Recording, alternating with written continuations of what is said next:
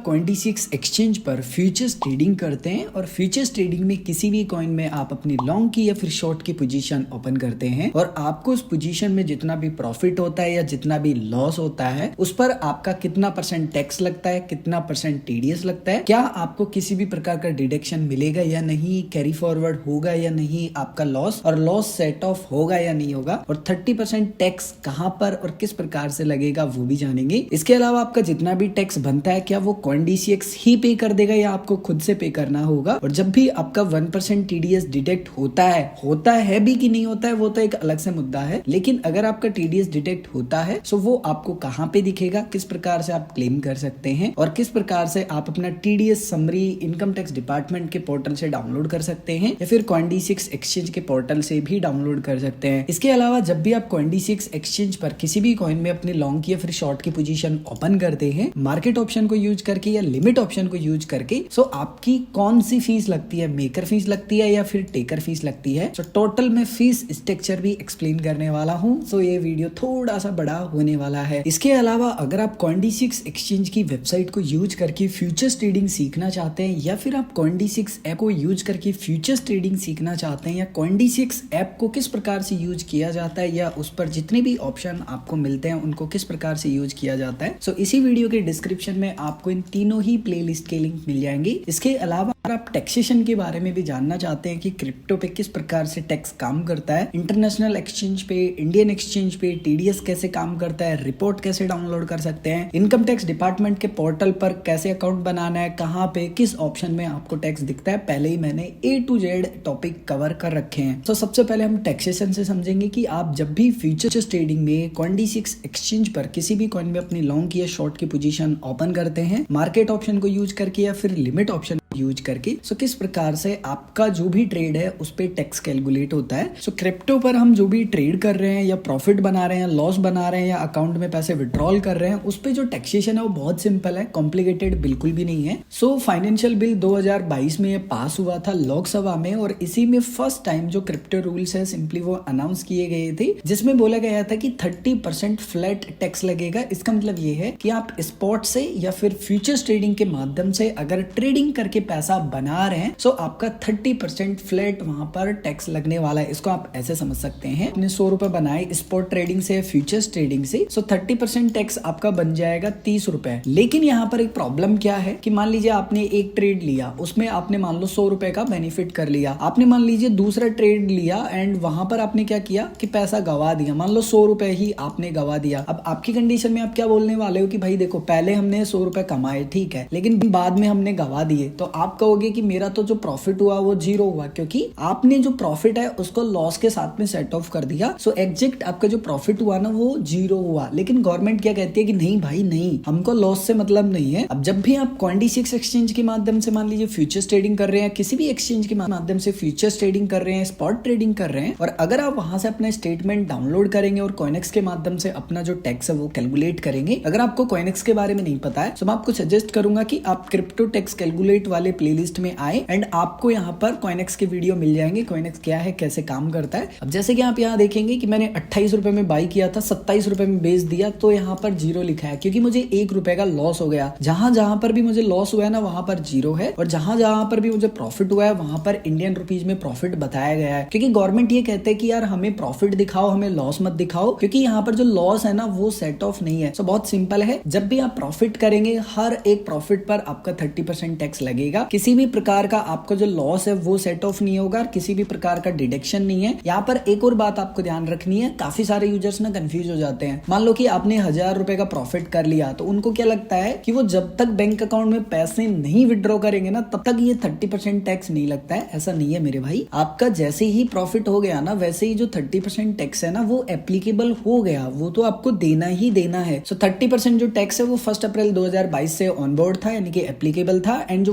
1% TDS है वो basically 1 जुलाई 2022 से एप्लीकेबल था, यानी कि 22-23 फाइनेंशियल ईयर में आपने ये सभी ट्रांजेक्शन दिखा दिए होंगे। लेकिन जो 1% टीडीएस ना वो एप्लीकेबल नहीं होता है फ्यूचर्स ट्रेडिंग में, क्योंकि आप कॉन्ट्रैक्ट्स बाई कर रहे हो। इसीलिए जो 1% टीडीएस है ना, जब आप स्पॉट ट्रेडिंग करेंगे, स्पॉट ट्रेडिंग में जब भी आप किसी भी कॉइन को बेसिकली सेल करेंगे आईएनआर के पेयर में, जैसे मेरे पास यूएसडीटी रखे हुए हैं, फॉर एग्जांपल मैं यूएसडीटी सर्च करता हूँ, आईएनआर के पेयर में सेलेक्ट करूंगा, सेल पर क्लिक करूंगा। मान लीजिए मुझे 100% सेल करने हैं। जैसे कि आप देख पा रहे होंगे कि यहाँ पर बताया गया है कि देखो इतना तो फीस है 0.5% और आपका 1% टीडीएस भी लगेगा। अगर जस्ट मैं यहाँ डॉट पर क्लिक करूंगा तो एक पॉपअप आ जाएगा जहां पर बोला गया है कि 1% जो टीडीएस है ना वो 1 जुलाई 2022 से एप्लीकेबल है, जो कि आप इनकम टैक्स डिपार्टमेंट से रिटर्न ले सकते हैं जब आप अपना आईटीआर फाइल रिटर्न करेंगे। अब मान लीजिए आप कुछ इस प्रकार से डिटेल देखना चाहते हैं इनकम टैक्स डिपार्टमेंट के पोर्टल पर, जहां पर आपको क्लियरली दिखे कि किस किस एक्सचेंज ने आपका टीडीएस जमा किया है और कितना अमाउंट टीडीएस जमा किया है, या कुछ इस प्रकार से आप डिटेल देखना चाहते हैं, तो मैं आपको सजेस्ट करूंगा कि आप क्रिप्टो टैक्स कैलकुलेट वाले प्लेलिस्ट में आए एंड यहाँ पर आपको वो वीडियो मिल जाएगा कि किस प्रकार से आप इनकम टैक्स डिपार्टमेंट के पोर्टल पर अपना जो 1% टीडीएस है उसकी डिटेल चेक कर सकते हैं। अब आई होप कि जो टैक्सेशन वाला पार्ट है वो क्लियर हो गया होगा। अब बढ़ते हैं सेकंड पार्ट पर, जो कि है कि जब भी आप फ्यूचर्स ट्रेडिंग में लॉन्ग या शॉर्ट पोजीशन ओपन करते हैं, मार्केट ऑप्शन को यूज करके, लिमिट ऑप्शन को यूज करके, किस प्रकार से आपकी जो ट्रेडिंग है उस पर आपकी जो फीस है बेसिकली वो लगती है। अब सबसे पहले तो आपको ये समझना होगा कि कितने टाइप्स की जो फीस है वो लगती है फ्यूचर्स ट्रेडिंग पे और क्यों लगती है। ये फ्री भी तो की जा सकती है ना, ऐसा भी तो हो सकता है। सो बेसिकली आपको सबसे पहले ये समझना होगा कि जितने भी इंडियन एक्सचेंज है ना वो आपसे एएमसी नहीं लेते। एएमसी का मतलब होता है एनुअल मेंटेनेंस चार्ज, यानी कि एप्लीकेशन को आप जो यूज कर रहे हो ना उसके चार्जेस सो ब्रोकर लेते हैं। कोई भी क्रिप्टो एप्लीकेशन आपसे एएमसी चार्जेस नहीं करते हैं। सो मोस्टली वो एक्सचेंज को जो प्रॉफिट होता है वो ट्रेडिंग फीस से ही होता है, सो इसीलिए वो ट्रेडिंग फीस थोड़ी सी अधिक लगा के रखते हैं। सो फ्यूचर्स ट्रेडिंग पर लगने वाली फीस को कुछ पार्ट में डिवाइड किया है। पहला आता है यहाँ पर ट्रेडिंग फीस। सो ट्रेडिंग फीस के अंदर मेकर फीस आता है एंड टेकर फीस आता है। दूसरा होता है फंडिंग फीस। सबसे पहले फीस स्ट्रक्चर को समझते हैं, जो कि CoinDCX ऐप पर या फिर वेबसाइट पर काम करेगा, दोनों पे ही। मैं आपको वीडियो के डिस्क्रिप्शन में भी लिंक प्रोवाइड करवा दूंगा ताकि आप भी चेक कर सकते हैं कि जब भी आप ये वीडियो देख रहे हैं उस समय कितनी फीस आपकी लग रही है, क्योंकि आपको सिर्फ मेकर एंड टेकर समझ में आना चाहिए। उसके बाद में आपके जो कंफ्यूजन है वो क्लियर हो जाएंगे। फॉर एग्जाम्पल कि मैंने बिटकॉइन को सेलेक्ट किया और मान लीजिए मुझे लग रहा है कि बिटकॉइन में मैं एक लॉन्ग की पोजीशन ओपन करने वाला हूँ, लेकिन मुझे क्या लग रहा है कि यार अभी ना जो प्राइस चल रहा है वो ठीक है, या फिर मान लीजिए कुछ ऐसी न्यूज आ गई जिसके कारण मार्केट में बिटकॉइन का प्राइस रुक ही नहीं रहा, बढ़ता ही जा रहा है। सो मैं क्या करूंगा कि मुझे वैसे भी जल्दी है, क्योंकि मैं जो प्राइस लिखने वाला हूँ उस पे तो हो सकता है कि मेरा ऑर्डर एग्जीक्यूट ना हो, या फिर मेरे अंदर ना एक फोमो है या डर है कि हो सकता है कि मेरे से राइड मिस हो जाए। सो उस कंडीशन में मैं क्या करूंगा, मार्केट ऑप्शन को सेलेक्ट करूंगा। उसके बाद में साइज में डाल दूंगा कि मैं मैक्सिमम जितनी भी क्वांटिटी बाई कर सकता हूँ वो क्वांटिटी अपने अनुसार से सेलेक्ट करके लॉन्ग कर लूंगा। सो जब भी मैं मार्केट ऑप्शन को यूज करके अपनी लॉन्ग की पोजीशन ओपन करूंगा, कितनी भी क्वांटिटी में लॉन्ग करूं, जो भी लाइव रेट होगा उससे ही मेरा जो ऑर्डर है वो एग्जीक्यूट हो जाएगा इंस्टेंट। सो जब भी मार्केट ऑप्शन का मैं उपयोग करूंगा सो मैं कहलाऊंगा यहाँ पर टेकर, यानी कि मैंने जो करंट ऑर्डर बुक है उससे जो लिक्विडिटी है वो कम की है, अपना जो ऑर्डर है वो इंस्टेंट एग्जीक्यूट किया है, इसीलिए मेरी जो फीस है वो काफी अधिक लगने वाली है। लेकिन मान लीजिए कि मुझे पेशेंस है, मुझे तसल्ली है, या फिर मान लीजिए कि मुझे लग रहा है कि यार बिटकॉइन का प्राइस ना रिंकू थोड़ा ज्यादा बढ़ गया, मैं थोड़ा वेट करता हूँ, मुझे क्या लगता है कि यार 60,000 रुपए पे आए ना तब मैं लॉन्ग करना चाहता हूँ। सो मैं लिमिट ऑप्शन को सेलेक्ट करूंगा, लिमिट प्राइस में लिख दूंगा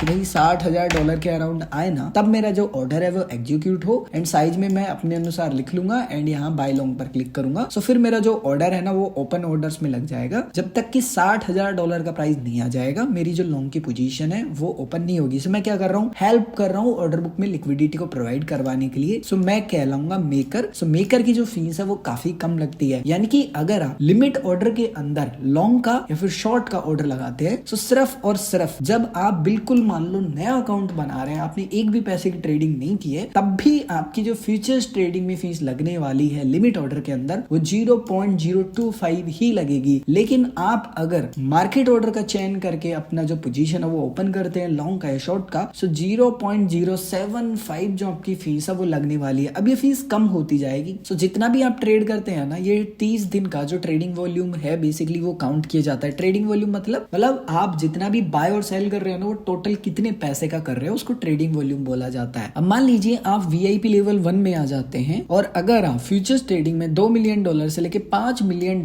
का ट्रेडिंग वॉल्यूम जनरेट कर लेते हैं लास्ट 30 दिन में, सो फिर आपका जो लिमिट ऑर्डर में फीस फीस लगेगा वो तो सेम लगेगा, लेकिन मार्केट ऑर्डर में यानी कि जो टेकर फीस है वो थोड़ा सा आपका कम हो जाएगा। अब बेसिकली 1 मिलियन में 10 लाख रुपए होते हैं, तो आप बोल सकते हैं कि 2 मिलियन मतलब 20 लाख से लेके 50 लाख रुपए का जब आप ट्रेडिंग वॉल्यूम जनरेट करेंगे तब जाके आपकी जो फीस है वो इतनी होने वाली है। इसी प्रकार से लेवल 2 है, मान लीजिए आप 5 मिलियन से लेके 15 मिलियन जो यूएसडीटी है, ध्यान रखिएगा ये यूएसडीटी के फॉर्मेट में है, तो आप इसको कैलकुलेट कर सकते हैं कि कितने रुपए का आपको बेसिकली जो ट्रेडिंग वॉल्यूम है वो जनरेट करना पड़ेगा। 5 मिलियन मतलब 50 लाख रुपए से आपको लगभग 1 करोड़ 50 लाख रुपए तक के बीच में जो ट्रेडिंग वॉल्यूम है वो जनरेट करना होगा। सो आपका जो मेकर फीस है यानी कि जो लिमिट ऑर्डर का फीस है ना, वो भी फिर कुछ हद तक सिंपली कम हो जाता है, एंड टेकर फीस जो कि मार्केट ऑर्डर का होता है वो भी आपका कम हो जाता है। इसी प्रकार से आपके लेवल बढ़ते जाएंगे और आपकी जो maker fees and taker fees है वो घटती जाएगी। सो आपको हमेशा एक बात का ध्यान रखना है कि अगर आपको जल्दी नहीं है किसी भी कॉइन में पोजीशन बनाने की, सो आप क्या करेंगे कि जब भी लॉन्ग या शॉर्ट की पोजीशन ओपन करते हैं सो लिमिट ऑर्डर का उपयोग करें, क्योंकि आपको यहाँ पर फीस में काफी ज्यादा जो डिफरेंट है वो देखने के लिए मिलेगा। अगर ये 1% भी कम होती है ना तो आपको बहुत प्रॉफिट होता है। सो आप हमेशा यहाँ पर जो प्राइस है वो थोड़ा सा कम लिख ले। जैसे मान लीजिए कि आप बिटकॉइन को लॉन्ग करना चाहते हैं, सो फॉर एग्जांपल मान लीजिए अभी $61,937 के अराउंड चल रहा है। सो मान लीजिए कि मुझे भी अपनी पोजीशन बनानी है, लेकिन मैं यहाँ पे थोड़ा सा जो प्राइस है वो कम लिख देता हूँ। सो जैसे ये प्राइस आ जाएगा मेरा ऑर्डर एग्जीक्यूट हो जाएगा, लेकिन जो मेरी फीस लगेगी ना फिर वो यहाँ पर टेकर नहीं लगेगी, मेकर लगेगी, क्योंकि मैंने यहाँ पर इंस्टेंट ऑर्डर एग्जीक्यूट नहीं किया है, मैंने अपना खुद का प्राइस बताया है। सो अगर आपको जल्दीबाजी है ना तभी आप मार्केट ऑप्शन का चयन करें, अदरवाइज ना करें, लिमिट ऑप्शन का ही उपयोग करें। और अगर आपका ट्रेडिंग वॉल्यूम काफी अच्छा है तो फिर आपको ज्यादा कुछ फर्क पड़ेगा नहीं। नेक्स्ट है फंडिंग फीस। फंडिंग फीस का फंडा बहुत ही सिंपल है। जब भी आप फ्यूचर्स ट्रेडिंग में लॉन्ग पोजीशन या शॉर्ट पोजीशन ओपन करते हैं और आपको यहाँ पर हर एक कॉइन में फंडिंग फीस दिखाई देगी, जैसे यहाँ पर फंडिंग फीस लिखी हुई है, और एक समय हर 8 घंटे में जो फंडिंग फीस है बेसिकली वो चेंज होती है, और जितनी भी आपकी टोटल साइज होती है उस पर आपको फंडिंग फीस पे करनी होती है। ये एक तरीके का चार्जेस है। और अगर आप फंडिंग फीस को बहुत ही विस्तार में समझना चाहते हैं तो इसी वीडियो के डिस्क्रिप्शन में आपको एक वीडियो का लिंक मिल जाएगा, उसको आप देख के सीख सकते हैं। अगर आपका अभी भी कोई भी कंफ्यूजन है मेकर फीस को लेके या टेकर फीस को लेके तो आप कमेंट करके पूछ सकते हैं।